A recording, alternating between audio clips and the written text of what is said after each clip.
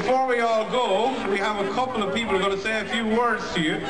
So, before we all break up, I want to introduce a past pupil, I think, of Notre Dame. He spent a bit of time there anyway, and a good friend of the city, Father Willie Purcell, ladies and gentlemen. Good afternoon, everybody, and good afternoon, Notre Dame.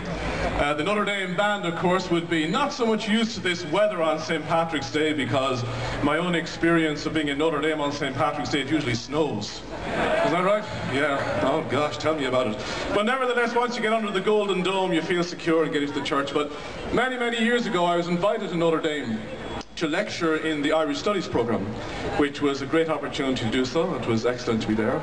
But again, the tradition of Notre Dame goes back to the city almost 25 years, because 25 years ago this May, we welcomed the Notre Dame Choir to Kilkenny City. Excellent. And for 25 years, that close association has been made with Notre Dame, so it's good to have the Notre Dame band here. I'm just going to give you a little, just to make you feel homesick, right? You probably know this very well. On March the 28th, 1883, a student in Notre Dame wrote to his parents. Ted Hesburgh gave me this letter. You know Ted Hesburgh? Everybody knows Theodore Hesburgh. And he said, "Dear parents, I take the pleasure of writing to you these few lines to let you know that I am well at present, and I hope these few lines will find you the same. The weather at present in Notre Dame is not cold, but it's snowing mostly every day, and melting nearly as fast as it falls." That's Notre Dame.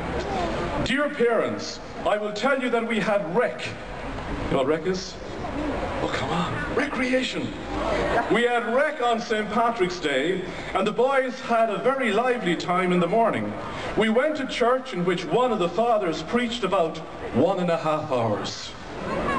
Wow. That's Notre Dame. That sounds like me. Thanks, Rob.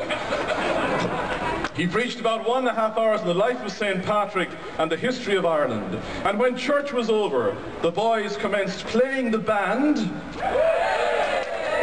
in front of the college, and in the afternoon Randolph and myself and 4 other students went and asked one of the brothers to take us up to the steeple of the Basilica of the Sacred Heart. Feeling homesick? To see the bells, which he did immediately. So when we got up there, 3 or 4 of the boys tapped to see how loud it would sound, the bell, even though it weighs 17,000 pounds, and it takes 4 men to ring it, and after he played 2 or 3 tones by chains. And still St. Patrick was not over yet. In the evening they all assembled in the rotunda to hear some of the boys speak, in which a student, George Clark, delivered a very fine piece of Irish poetry. He is the best speaker of the students of Notre Dame, and is a resident of Cairo, Illinois. Anybody from Illinois? Ah, excellent. You know this guy, 1827. This is all for the present, so when you receive this letter, I suppose you will answer it with more latitude than the last. For I suppose that times are not so hard here in Notre Dame. Happy St. Patrick's Day. Now we have one last duty to do on your behalf, and that is to thank our friends from Notre Dame for coming to visit us today. It's a great pleasure to have each and every one of you here, and I'd like to present Dr. Ken Dye with a little memento of your visit here to Kilkenny. A little bit of shamrock for St. Patrick's Day, and a flag, a Kilkenny flag for your band room.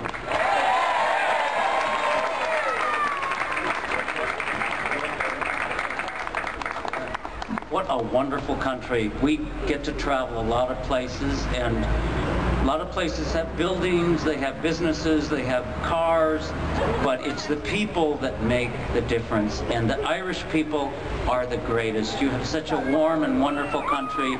It is our pleasure to come visit, and we'll be back. We'll be back to see you again. Happy St. Patrick's Day.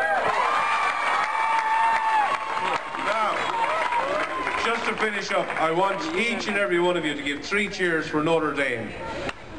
1, 2, 3. Hip hip. Hip hip.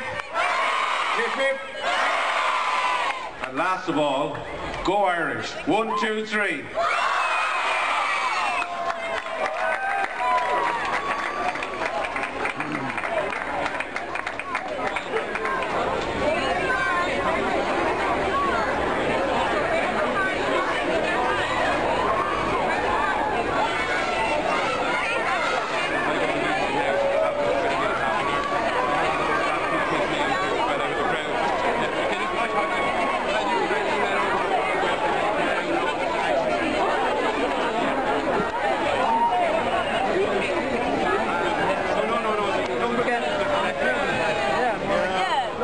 Just to let you know that there's more live music here at 3 p.m. with all of Kilkenny's young rock bands. So 3 p.m. to 6 p.m. So rock August Road.